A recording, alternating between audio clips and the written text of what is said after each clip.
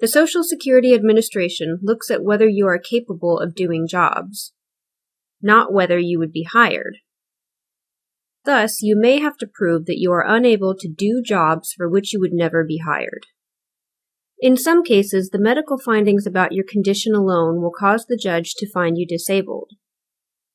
In other cases, the majority, we usually have to prove two items. 1. Your medical impairments prevent you from performing any significant job you've done in the past 15 years. 2. There are not many other jobs you are capable of doing considering your age, education, and work experience. Think about all the jobs you have had in the past 15 years and pick out the easiest one.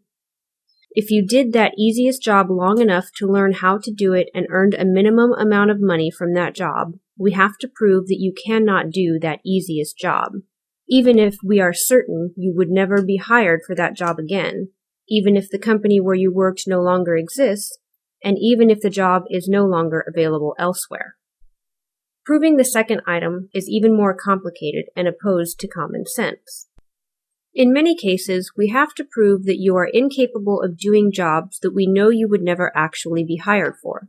This does not mean that you have to be unable to do anything.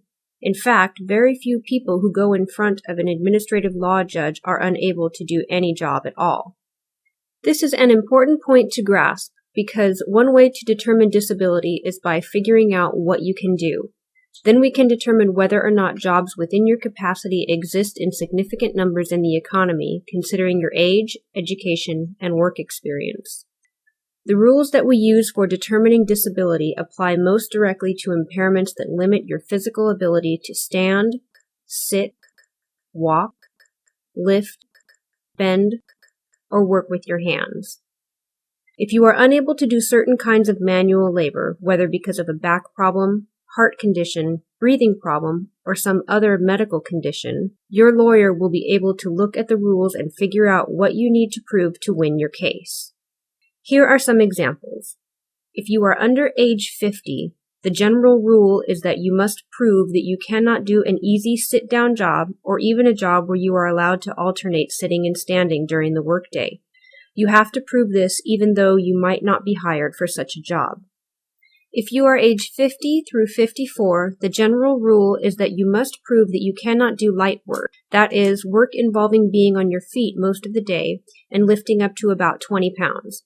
Thus, even though you might still be able to do a sit-down job, a desk job, you can still be found disabled.